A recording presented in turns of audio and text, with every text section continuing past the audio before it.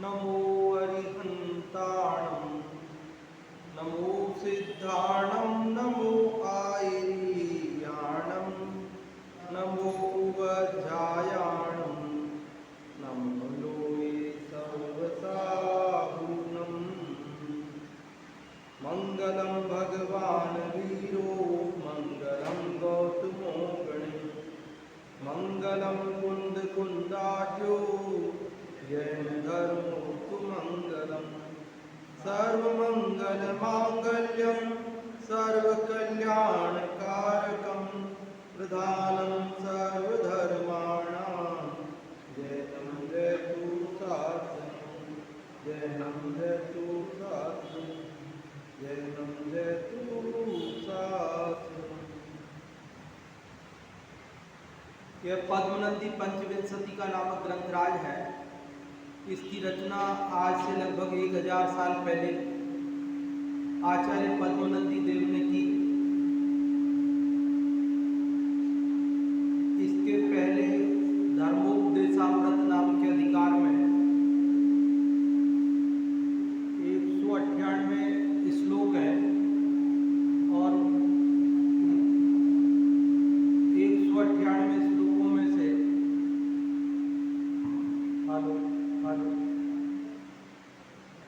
थोड़ी सी बड़ी थोड़ी सी कम 198 श्लोकों में से अपन इसके 82 श्लोक पढ़ चुके हैं। आज हम 83वां श्लोक पढ़ेंगे। यहाँ धर्म 10 रूप होता है, ये बात चल रही है। और धर्म 10 रूप होने में पहला उत्तम क्षमा रूप होता है। और उत्तम क्षमा के बारे में बात कल शुरू हुई। कल हमने इस 82 नंबर श्लोक में बात पढ़ी कि अज्ञानी लोगों के द्वारा बाधा, आक्रोश, हास्य, अप्रिय वचन आदि होने पर भी जिस साधु का मन विकार को प्राप्त नहीं होता और उसका मन निर्मल उदार बना रहता है, वास्तव में उसके उत्तम क्षमा है। और यह उत्तम क्षमा मोक्ष मार्ग में सर्वप्रथम सहायता करने वाली है। ये बात हमने कल पढ़ी थी। आज इसके आगे 83वां श्लोक पढ़ते हैं। देखिए, ये भक्तामर जी की तरह पढ़ा जाएगा। ये श्रामण्य पुण्य तरुरोच गुणौघ शाखा पत्र प्रसून निचितोपि फलान्य दत्वा याति क्षयं क्षणत एव घनो वृकोप दावानलात्यजत तं यतयोति दूरम। क्या कह रहे? श्रामण्य पुण्य तरु। श्रामण्य मतलब श्रवणपना, मुनिपना रूपी पुण्य, पुण्य मतलब पवित्र, पुण्य मतलब पवित्र, तरु मतलब वृक्ष। कह रहे श्रामण्यपना रूपी पवित्र वृक्ष, मुनिपना रूप पवित्र वृक्ष, उच्च गुणौघ शाखा पत्र प्रसून निचितोपि। उच्च गुण, उच्च मतलब उत्तम, गुण औघ, औघ मतलब समूह, उत्तम गुणों के समूह रूपी शाखाओं, पत्तों और पुष्पों से सहित होने पर भी, समझ में आ गई बात? गुण औघ, औघ मतलब समूह, उत्तम गुण रूपी समूह, उत्तम गुण समूह रूपी शाखा मतलब तने और पत्ते, पत्र मतलब पत्ते, प्रसून, प्रसून मतलब फूल, इनसे निश्चितोपि मतलब इनसे सहित होने पर भी, इनसे भरा होने पर भी, परिपूर्ण होने पर भी फलान्य दत्वा, फलानी अदत्वा, फलानी मतलब फलों को, अदत्वा मतलब बिना दिए ही। अरे भाई, कोई वृक्ष हो और उसमें बढ़िया तना है, पत्ते हैं, फूल हैं, तो फल क्यों नहीं आएगा? फल तो आना ही चाहिए, आता ही है। लेकिन कह रहे यहाँ मुनि पना रूपी पवित्र वृक्ष उत्तम गुणों के समूह रूपी शाखाओं, पत्तों, पुष्पों से सहित होने पर भी फलानि अदत्वा, फल दिए बिना ही याति क्षयम, याति मतलब प्राप्त हो जाता है, क्षयम मतलब क्षय को, नाश को प्राप्त हो जाता है, नष्ट हो जाता है, क्षणत एव, एक क्षण में ही, क्षणत एव क्षण भर में ही, एक क्षण में ही। किससे, कैसे, क्यों, ऐसा क्यों होता है? तो कहते घनोग्र कोप दावा नलात। घन मतलब घना, तीव्र, उग्र, भयंकर, कोप रूपी, कोप मतलब क्रोध, क्रोध रूपी दावा नल से, दावा नलात, दावा नलात मतलब दावा नल से। क्या समझ में आई बात? अरे जंगल में हरा भरा पेड़ है, उसमें पत्ते हैं, शाखाएं हैं, फूल आ रहे हैं, तो फल भी, लेकिन कह रहे हैं कि अगर जंगल में दावानल लग जाए तो, दावाग्नि लग जाए तो, आग लग जाए तो क्या होगा? कि क्षण भर में ही वो पेड़ नष्ट हो जाएगा, जल जाएगा और फलों की प्राप्ति नहीं होगी। तो यहाँ मुनिपना भी एक वृक्ष है, मुनिपने की एक कल्पना की वृक्ष के रूप में, कि मुनि मानो मुनिपना एक वृक्ष है और उनके जो उत्तम गुण हैं, सम्यक दर्शन, ज्ञान, चारित्र आदि गुण हैं, 28 मूल गुण हैं, 84 लाख उत्तर गुण हैं, इसके अलावा अन्य अन्य अनेक गुण हैं, सब गुणों के होते हुए भी उन गुणों रूपी उनके शाखाएं, मुनिपने रूप वृक्ष की शाखाएं, पत्ते और पुष्पों के होते हुए भी फल दिए बिना भयंकर क्रोध रूपी दावानल से क्षण भर में ही वो नष्ट हो जाता है। तो क्या करें? तो अंत में कहते हैं, इसलिए भैया त्यजत, त्यजत मतलब त्याग दो, छोड़ दो। किसको छोड़ दें? मुनिपने को छोड़ दें? कि नहीं नहीं, मुनिपने को नहीं, तो किसको छोड़ दें? कि तम, उसको छोड़ दो, उसको छोड़ दो। कि उसको किसको? तो कहते हैं जो क्रोध फल दिए बिना ही वृक्ष को नष्ट कर देता है, मुनिपने को, ऐसे क्रोध रूपी दावानल को छोड़ दो, मतलब क्रोध मत करो। यतयो अति दूरम, यतियों को यहाँ कह रहे, मुनिराजों को, साधुओं को, कि तुम अति दूरम मतलब बहुत दूर से ही उस क्रोध को छोड़ दो। कहाँ से छोड़ दो? दूर से ही छोड़ दो। किसको? कहते हैं ना अपन लोक में, जिससे अपने को अनिष्ट होने का संभावना हो, भैया हम तो दूर से ही हाथ जोड़ते हैं उसको।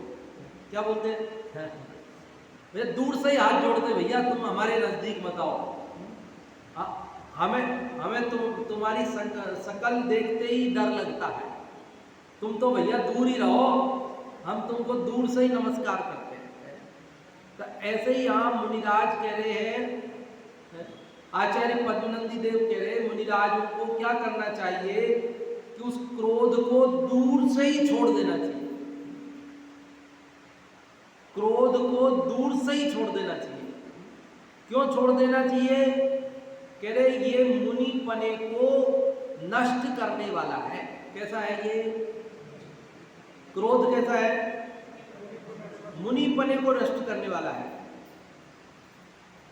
अरे लोक में गृहस्थों के कार्य भी क्रोध से बिगड़ जाते हैं। आप और हमारे काम भी क्रोध से बिगड़ते हैं कि नहीं बिगड़ते? अपने को कहीं पर कोई किसी से काम हो, एक बार उसके पास जाएं, वो काम नहीं होवे, दोबारा जाना पड़ता है, और दोबारा भी वो काम नहीं हुआ, फिर तिबारा जाना पड़ता है, और अपने को थोड़ा चिड़चिड़ाहट मन में खेद उत्पन्न हो जाता है कि अरे यार, इतने से काम के लिए हमको 2 बार 3 बार परेशान कर दिया और कदाचित उस समय भी काम नहीं हो गए, वो कहे बाद में आना, तो अपने को क्या होता है, क्रोध आ जाता है। अरे यार क्या बेवकूफ समझ रखा, हमको बार बार आते हैं, बार बार परेशान कर देते हो, इतने से काम के लिए क्या है, तुम कर नहीं सकते हो, जरा सा ऐसा बोल, अच्छा जाओ अब करवा लेना तुमको जिससे कराना हो, अब हम नहीं करेंगे, बोलो।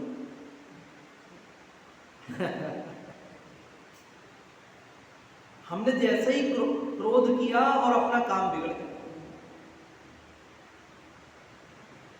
अपन आत्मानुशासन भी पढ़ के आए हैं और उस आत्मानुशासन के जो 270 श्लोक थे वो सब अपन ने पढ़े, वो सब व्याख्यान अपने हैं यहाँ पर चैनल पे, और आप सब ने तो सुने ही है, सामने ही सुने हैं।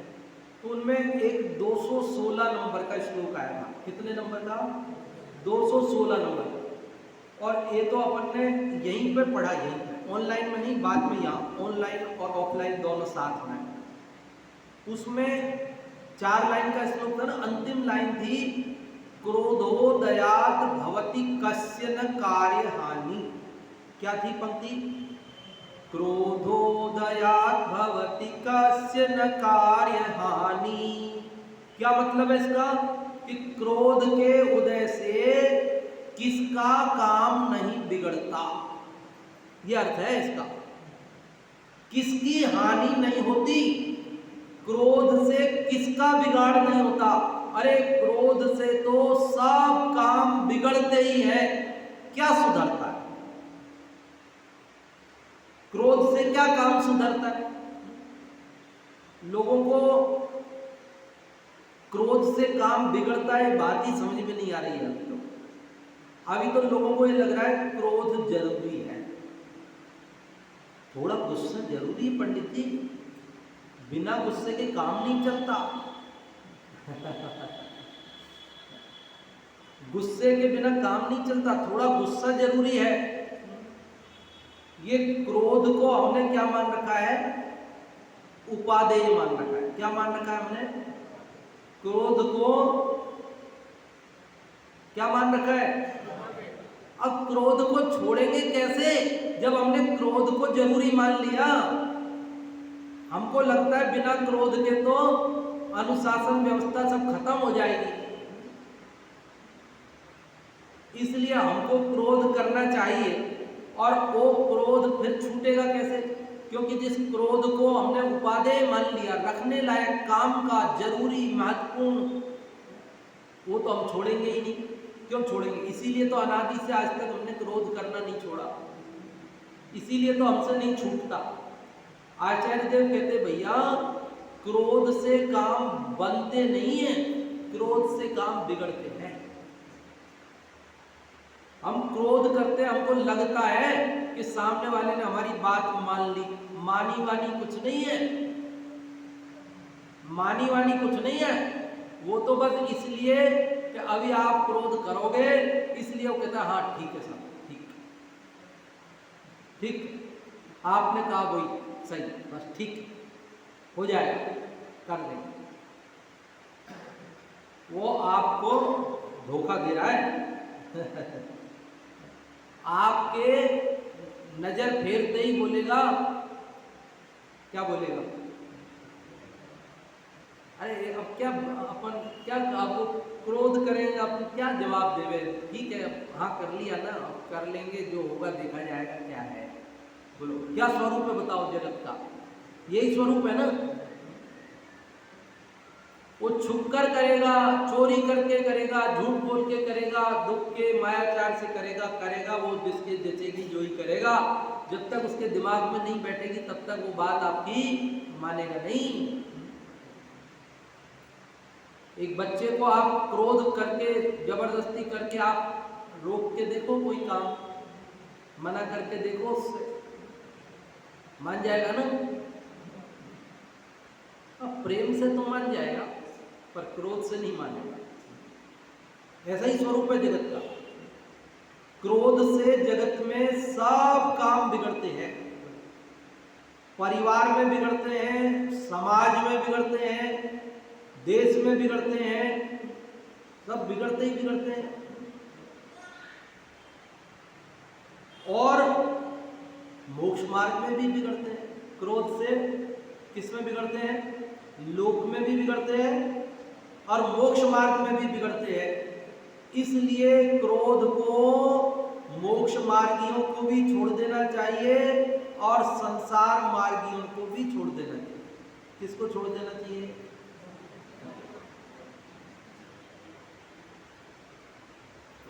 देखो क्या कह रहे हैं, सामान्य पुण्य तरुरोच गुणौघ शाखा पत्र प्रसून निकितो विफलान्य दत्वा याति क्षयं क्षणत एव घनोग्र कोपा दावानलात्यजत तं यतयोति दूरम।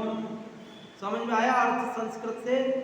श्रामण्य रूपी मुनिपना रूपी पवित्र वृक्ष उत्तम गुण के समूह रूपी शाखाओं, पत्तों, पुष्पों से सहित होने पर भी फल बिना दिए ही तीव्र भयंकर क्रोध रूपी दावानल से क्षण भर में ही नष्ट हो जाता है। इसलिए यतियों को दूर से ही उसे छोड़ देना चाहिए, क्रोध को छोड़ देना चाहिए। ये तो यतियों के लिए लिखा है, मुनियों के लिए लिखा है, हमारे लिए थोड़ी लिखा है, गृहस्थों के लिए। अरे भाई, मुनिराज तो क्रोध करते ही नहीं है। वैसे ही 3 कसाय चौकड़ी का तो उनके सत्ता में से ही नाश हुआ है, केवल एक संज्वलन कसाय बची है। जब संज्वलन कसाय भी इतनी घातक है कि उसको छोड़ने का उपदेश मुनिराजों को दिया जा रहा है, तो जब हम अनंतानुबंधी क्रोध लेकर बैठे हैं तो उससे हमारा क्या अहित नहीं होगा? क्रोध को अग्नि कहते, बोलते क्रोधाग्नि। क्या बोलते हैं? क्रोध रूपी अग्नि। और अग्नि किसको जलाएगी? हम जिस पे क्रोध करते हैं वो तो जले कि न जले क्या पता, लेकिन क्रोध रूपी अग्नि अपने दिमाग में उत्पन्न होती है ना, अपने अंदर पर, तो अपन तो जल ही जाएंगे, अपन तो दुखी हो ही जाएंगे। सामने वाला दुखी होए हमारे क्रोध से या ना होए। तो कमट का जी बहुत परेशान हुआ, वो पारस परेशान नहीं हुए। पारस परेशान नहीं हुए तो कमट बहुत परेशान हुआ। उसका जीव जो संवर देव है ना, वो बहुत परेशान हुआ। अरे यार, मैं इतना परेशान कर रहा हूं, ये परेशानी नहीं होते। देखना, सामने वाला अपने वो गाली दे हुए कुछ भी करे हमारा बिगाड़, और हम दुखी नहीं हो। फिर देखो उसको, फिर देखो आप उसको कितनी खीज आती है अंदर में, कैसी झल्लाहट और चिड़चिड़ाहट होती है। अरे यार, हम इसका बिगाड़ना चाह रहे हैं और इसका कुछ बिगड़ ही नहीं रहा है, ये तो खुश है, ये तो दुखी हो ही नहीं रहा है। उसका दुख कितना बढ़ जाता है उस समय, देखो आप, वो इतना दुखी हो जाता है कि अब मैं क्या करूं जिससे परेशान हुए। वहां पर हम परेशान नहीं हो रहे, अब वो परेशान हो रहा है। इसलिए क्रोध से जो करता है वो स्वयं दुखी होता है, और सामने वाला तो उसके पाप का उदय हो तो दुखी होवे, पुण्य का उदय हो तो नहीं होवे। ज्ञानी होवे, समझदार होवे तो दुखी नहीं होवे, अज्ञानी दुखी हो जाए वो अलग बात है। हम जिन मुनिराजों की चर्चा कर रहे थे, कल भी कर रहे थे, उन मुनिराजों के ऊपर बैरियों ने कैसे कैसे क्रोध से उपद्रव किए, और वे मुनिराज दुखी हुए क्या? वो बैरी दुखी हुए, कह रहे यार हम इतना परेशान कर रहे हैं, परेशान ही नहीं हो रहा है। ऐसे परेशान हुए वे खुद। तो यहाँ कह रहे हैं, क्या कह रहे हैं? हिंदी वाला पढ़ते हैं, गुण पत्रों पुष्पों से शोभित यति तरु नहीं किंचित फल दे, क्रोधाग्नि से त्वरित नष्ट हो, अतः यतीश्वर क्रोध तजे। कि गुण रूपी पत्तों पुष्पों से सुशोभित यति रूपी तरु वृक्ष नहीं किंचित फल दे। बिल्कुल भी फल नहीं देगा। क्यों? कि क्रोधाग्नि से त्वरित नष्ट हो, क्रोध रूपी आग से जल्दी ही नष्ट हो जाएगा, जल जाएगा। अतः यतीश्वर क्रोध तजे, इसलिए यति मुनि क्या करते हैं? क्रोध छोड़ते हैं। उपसर्गकर्ता के प्रति भी नहीं, उपसर्गकर्ता के प्रति भी किंचित क्षोभ हो, किंचित क्रोध भी नहीं होता, उनको क्षोभ भी नहीं होता।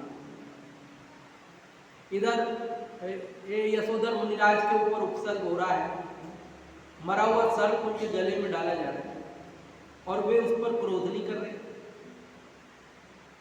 किस पर दया कर रहे? वो श्रेणिक पर दया कर रहे।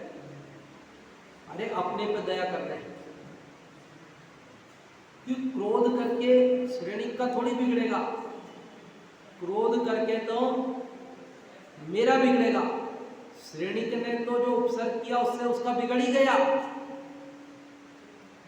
क्रोध करके क्या बिगड़ना था?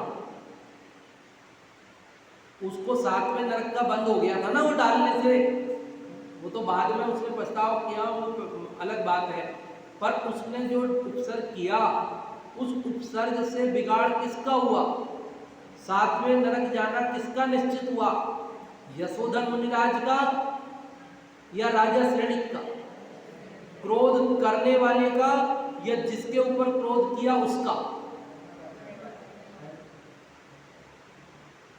और आप सोचो कि यदि वे यशोधर मुनिराज क्रोध करते बदले में तो क्या होता? तो क्या होता?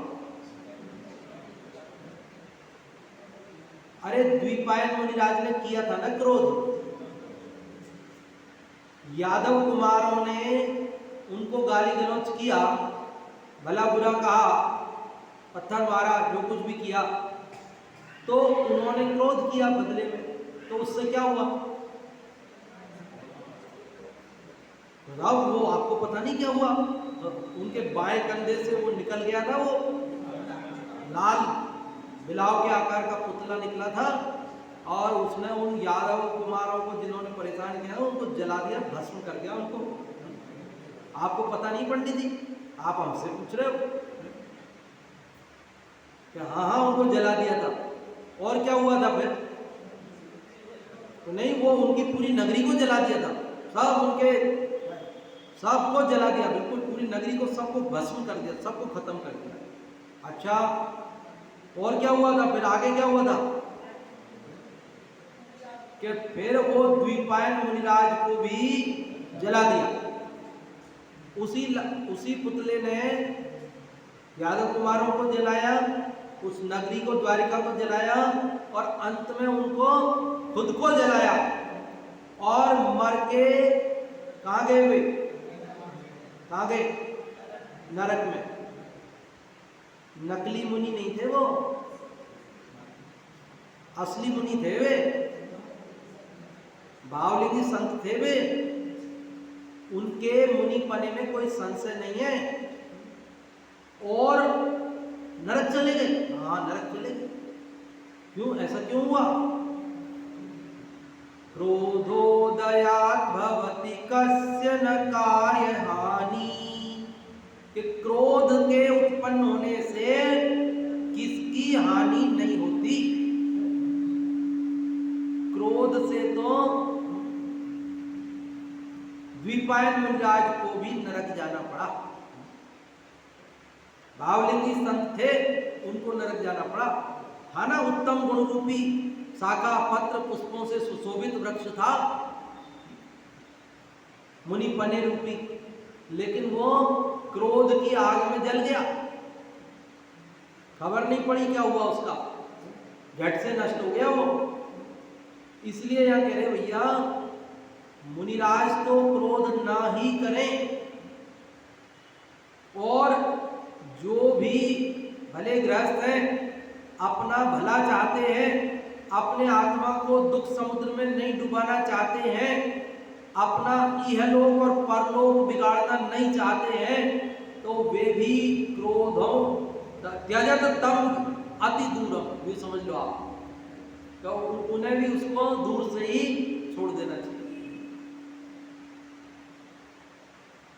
आपको क्रोधोदयात भवति कश्चन कार्य हानि, ये अगर आप भूल गए हो तो ये 216 नंबर का वापस सुन लेना, 216 नंबर का आत्मानुशासन में, तो आपको और ख्याल में आ जाएगी वो सारी बातें। तो किस प्रकार से हमारी क्रोध से काम बिगड़ते हैं, क्रोध से सारे काम बिगड़ते हैं। कैसे बिगड़ते हैं वो अपने को स्वयं बिगड़ते हुए मालूम पड़ते हैं। अरे अपन जानते हैं इस बात को, ऐसा नहीं अपने को पता नहीं है, लेकिन हमारी आदत पड़ी है ऐसी कि बस वो क्रोध कर ही लेते और क्रोध करके काम बिगाड़ लेते हैं। क्रोध करके वो भी आता है ना कि एक महिला ने अपने घर में एक नेवला पाल रखा था। नेवला आता तो वो इस प्रसंग में कि वो बिना विचारे काम किया, पर आखिरकार किया तो क्रोध ना। तो वो नेवला पाल रखा था, पानी लेने जाना था कुएं पर पहले, तो पानी लेने जाता था, घर में कोई और था नहीं, छोटा बच्चा था, तो बोले इसका ध्यान कैसे कौन रखेगा। उस नेवले को पास में बिठा के गई कि कोई आए करे तो ध्यान रखे ये बच्चे का, पानी लेके आती। फालतू नेवला था, उसको रखा। इतने में वहां एक सांप आ गया और उसके बच्चे को डसने ही वाला था, पास में आ गया बिल्कुल। तो उस नेवले ने क्या किया कि उस सांप के टुकड़े टुकड़े कर दिए। अपनी मालकिन, अपनी स्वामी भक्ति से उसने अपने मालकिन के बालक की रक्षा करने के लिए, जैसे मेवाड़ में रक्षा करने के लिए पन्ना धाय ने किया ना उदय सिंह की रक्षा के लिए, उन्होंने अपने बेटे का ही बलिदान दे दिया था। यहाँ पर उसने क्या किया कि जो शत्रु आया था वो सर्प, उस सर्प को टुकड़े टुकड़े कर दिया नेवले, और वो दरवाजे पे ही बैठा था। मालकिन आई तो उसके मुंह पर खून लगा हुआ था, क्योंकि टुकड़े टुकड़े किए थे, तो उस नेवले के मुंह पे खून लगा था। तो उसको गुस्सा आया, पीछे से इसने मेरे बेटे को मार दिया, देखो खून लग रहा है इसके मुंह पे। विचार भी नहीं किया, क्रोध में आदमी विचार नहीं करता, गुस्सा आता है ना, जब गुस्से में वो विचार शून्य हो जाता है। और उसने क्या किया कि आओ देखा न ताओ, वो जो मटकी सिर पे थी वो मटकी उसके ऊपर डाल दी और वो नेवला मर गया। अंदर जाकर देखती है तो बच्चा तो खेल रहा है और बच्चे के पास में सांप के टुकड़े टुकड़े पड़े हैं। तो उसको सारी बात समझ में आ गई। क्या समझ में आई? कि इस नेवले ने मेरे बच्चे को कुछ नहीं बिगाड़ा, बल्कि ये सांप बिगाड़ने आया होगा, और उस सांप को नेवले ने मार दिया है, मेरे बच्चे की रक्षा की है। और अब क्या करें, वो तो मार दिया, अब वो थोड़ी वापस जिंदा होएगा। ऐसा स्वामी भक्त नेवला अब वापस थोड़ी जिंदा होगा, वो तो मार दिया। इसीलिए कहते बिना विचारे जो करे पाछे सो पछताए, काम बिगाड़े आपनो जग में होत हंसाए। जग में होत हंसाए चित्त में चैन न पावे, खान पान सम्मान राग रंग मन ही न भावे। कह गिरधर कविराय, कविराय गिरधर कवि कहते भैया बिना विचारे कोई काम नहीं करना चाहिए, विचार कर काम करो, क्योंकि बिना विचारे क्रोध में विचार किए बिना जो आपने काम किया उससे क्या हुआ है? पछताना पड़ा। अपना स्वामी भक्त पालतू वो चला गया, हिंसा का पाप हुआ, कितनी कितनी समस्याएं हुई, और कह रहे वो पछताए काम बिगाड़े आप लोग। काम बिगाड़े आप, काम किसका बिगड़ा? काम बिगाड़े आप लोग, और जग में होत हंसाए। लोग मजाक बनाएंगे, लोग हंसेंगे, है कैसे मूर्ख है, जरा अंदर देख तो लेती, पहले अपने बच्चे को तो देख लेती। काम किसका बिगड़ा और मजाक किसकी बन रही? खुद की। काम भी खुद का बिगड़ा और मजाक भी। जग में होत हंसाए और क्या होता है? खान पान सम्मान राग रंग मनहीन भावे। खाने में मन नहीं लगता, बढ़िया से बढ़िया भोजन होवे तो दिमाग में वही चलता है, अरे यार ये सब काम गड़बड़ हो गया। कोई कहे पानी तो पी लो, हाँ वो पानी वानी ठीक है ना, काम तो बिगड़ गया हमारा। कोई हमारा आदर करे सम्मान करे, अरे वो आदर वो छोड़ो, हमारा काम तो बिगड़ गया। तो जरा एंजॉय तो करो, शादी है अभी, थोड़ा माहौल में थोड़ा राग रंग। अब वो वहां शादी में वाले नाचे भी सही, वैसे तो नाचेगा नहीं, नाचे भी सही तो उसके मन में उत्साह नहीं, उसके मन तो बुझा बुझा है उसका। बाहर से भले ही वो कुछ भी करे लेकिन अंदर में तो उसको पछतावा है कि मेरा काम तो बिगड़ गया है, मैंने कितना गलत कार्य किया कि मैंने अपना काम बिगाड़ दिया। इसलिए यहां कह रहे हैं कि क्रोध को मुनिराज दूर से ही त्यागो। त्याग नहीं है वो तो, हमको भी क्रोध से बचना चाहिए। अगर क्रोध से नहीं बचेंगे तो किसका बिगड़ेगा? किसका बिगड़ेगा? गुस्से में आकर बेटा माँ बाप को मार डालता है, गुस्से में आकर माँ बाप बेटा बेटी को मार देते हैं, गुस्से में आकर भाई भाई को मार देता है, गुस्से में आकर भाई बहन आपस में मार देते हैं, गुस्से में आकर पति पत्नी मार देते हैं, गुस्से में आकर दोस्त एक दूसरे दोस्त को मार देता है। रोज घटनाओं से अखबार रंगे पड़े। और फिर बिगड़ता किसका है? मजाक किसकी बनती है? जेल किसको होती है? सजा किसको काटनी पड़ती है?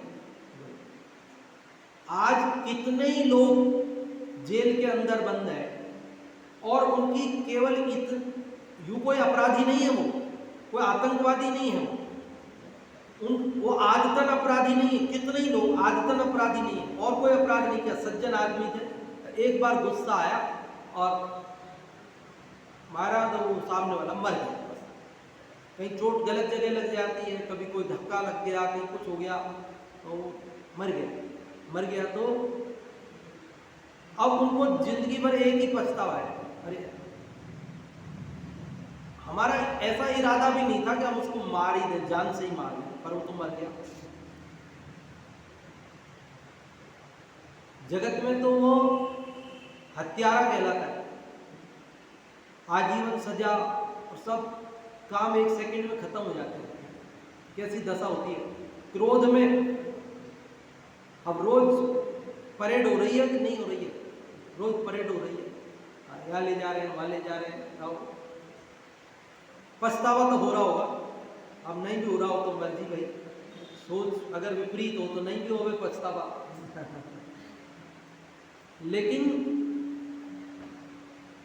क्रोध से तो काम, देखो क्या कह रहे, गुण पत्रों पुष्पों से शोभित यति तरु नहीं किंचित फल दे, क्रोधाग्नि से त्वरित नष्ट हो अतः यतीश्वर क्रोध तजे। आचार्य कहते हैं कि गुण रूपी शाख पत्र फूलों से सहित यह यति रूपी वृक्ष है। यदि इसमें भयंकर क्रोध रूपी दावानल प्रवेश कर जावे तो यह किसी प्रकार फल न देकर बात ही बात में नष्ट हो जाता है। इसलिए यतीश्वर क्रोध आदि को वे दूर से ही छोड़ देते हैं। भावार्थ, जिस वृक्ष पर नाना प्रकार की मनोहर शाखाएं मौजूद हैं, पत्र फूलों से भी जो शोभित हो रहा है और अल्पकाल में जिस पर फल आने वाले हैं, ऐसे वृक्ष में यदि अग्नि प्रवेश कर जावे तो वह शीघ्र ही जल जाता है, उस पर किसी प्रकार का फल नहीं आता। उसी प्रकार जो मुनि सम्यक दर्शन, सम्यक ज्ञान, सम्यक चारित्र आदि गुणों से सहित हैं, किंतु अभी तक जिनके क्रोध मान आदि शांत नहीं हुए हैं, ऐसे मुनि को कदापि स्वर्ग मोक्ष आदि की प्राप्ति नहीं हो सकती। इसलिए मुनिजनों को चाहिए कि वे क्रोध आदि को अपने पास भी फटकने न देवें, क्रोध आदि को अपने पास भी फटकने और नहीं देते हैं। किसके बल से? वस्तु स्वरूप के विचार के बल से। कल हमने समझा था ना, एक तो कर्म पूरब किए खोटे सहे क्यों नहीं जी, तो ये चिंतन चलता है, मेरे कर्म का उदय है। एक जो देखी वीतराग ने सो होशी विराए, क्रमबद्ध में सर्वज्ञ के ज्ञान में जैसा, उस बल से क्रोध से रहित रहते हैं। तीसरा, वे जानते हैं अरे ये जिसको गाली दे रहा है वो मैं हूं ही नहीं, मेरे को तो ये देखता ही नहीं है, मेरे को ये पहचानता ही नहीं है, और जो गाली उद्गल बरगड़ा है वो मेरे को लगती नहीं है, ये देता है पर मेरे को लगती नहीं है, ये मारता भी है, चोट पहुंचाता है तो मेरे आत्मा को नहीं पहुंचा सकता है, और शरीर तो मैं हूं नहीं। मतलब इस वस्तु स्वरूप के बल से उनको क्रोध उत्पन्न नहीं होता है। और हम क्या करते हैं, अपने कर्म के उदय को भूल जाते हैं, क्रमबद्ध को भूल जाते हैं, मैं इस देह से भिन्न हूं ये बात भूल जाते हैं, इसलिए क्रोध उत्पन्न होता है। समझ में आ रही बात? तो आज अपन ने कौन से नंबर का श्लोक पढ़ा? 83 नंबर का। इस 83 नंबर श्लोक में क्या बात बताई गई है कि मुनिपना भी क्रोध से नष्ट हो जाता है। वृक्ष का तो रूपक बना दिया उन्होंने, मतलब क्रोध से सब काम बिगड़ते हैं। हमने आत्मानुशासन का 216वां श्लोक भी याद किया यहाँ पर, उसको उसकी चौथी लाइन में कहा क्रोध से किसका काम नहीं बिगड़ता। तो इस प्रकार से हमें भी अपना बिगाड़ नहीं चाहिए हो, तो हमें भी क्रोध से बचना चाहिए। और क्रोध से बचने के अनेक तरीके शास्त्रों में बताए गए हैं। भाई साहब का भी एक लेख है ना, क्रोध से बचने के अनेक उपाय, वो सब आप सब ने पढ़े हैं। तो आप और हम सब क्रोध से बच सकें ऐसा प्रयास करें, और स्वभाव के अवलंबन बिना क्रोध से बचा नहीं जा सकता है। हम अपना स्वभाव क्रोध रहित जो ज्ञान स्वभाव है उसको पहचानें तो अवश्य ही क्रोध से बचेंगे। अब स्वभाव के अवलंबन से विकारों से बचने का एक रामबाण अचूक उपाय है, वो हम करेंगे तो अवश्य ही अपने को वो काम हो पाएगा। अभी आप लोग बताएं कि इस 83वें श्लोक में क्या बात आपको समझ में आई, क्या कही गई है? कुछ आप और अपनी तरफ से बताना चाहें तो भी बताएं, कुछ कहना चाहें, पूछना चाहें, जो भी आप लोग बोलना चाहें। हाँ जी,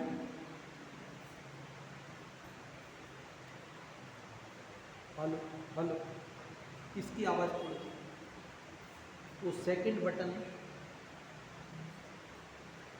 इधर सेकंड, हाँ ये थोड़ा सा बटन। इस तरह से श्लोक में बताया है कि मुनि रूपी वृक्ष गुण रूपी शाखा पत्र और फलों से लदा हुआ, पत्तों से लदा हुआ, अगर बिना फल दिए ही क्षण भर में नष्ट हो जाता है क्रोध की दावानल से, क्रोध की अग्नि से। इसलिए मुनियों को दूर से इसको छोड़ना चाहिए, और श्रावकों को भी अगर अपना ये भाव सुधारना है तो क्रोध से बचना चाहिए। बहुत बढ़िया आपने बताया। और भी कोई बताना चाहते हैं?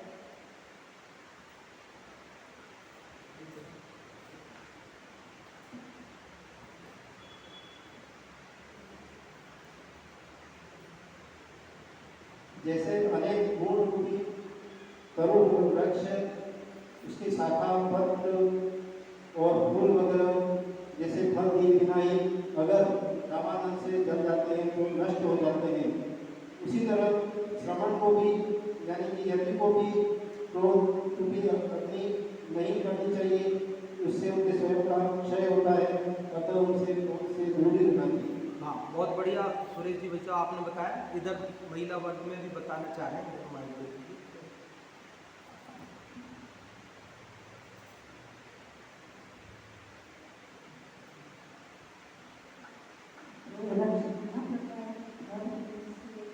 लड़ा हुआ होता है और उससे लगाने का भी थोड़ा टाइम नहीं मिलता है और ये आग से जल जाता है।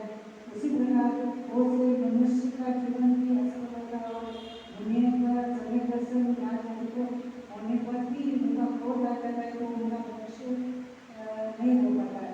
हाँ जी। इसलिए मनुष्य को व्यवहारिक में भी नहीं करना चाहिए और दुनिया में तो कड़ा भी नहीं करना चाहिए। हाँ, बहुत बढ़िया आपने बताया कि मोक्ष मार्ग भी नष्ट हो जाता है और लोक मार्ग भी बिगड़ जाता है। इसलिए यदि हमें लोक मार्ग मोक्ष मार्ग दोनों सुधारने हैं तो क्रोध से अवश्य बचना चाहिए। ऐसा यह संदेश पद्मनंदी देव का। ये उत्तम क्षमा, देखो जब 10 लक्षण पर्व आते हैं ना, तब तो हम उत्तम क्षमा की बात केवल एक दिन करते हैं और अभी 4 दिन करेंगे है ना। तो ये आप विस्तार से 10 लक्षण पर्व अपन मना रहे हैं। पद्मनंदी आचार्य देव के प्रवचन सुन रहे हैं, मेरे नहीं, पद्मनंदी देव के हैं। मैं तो आपको पढ़ के सुना रहा हूँ बस आपको। उन्होंने कल भी बताया अपने को कि क्रोध नहीं करना, और आज भी बताया कि क्रोध नहीं करना, कल फिर बताएंगे और परसों फिर बताएंगे।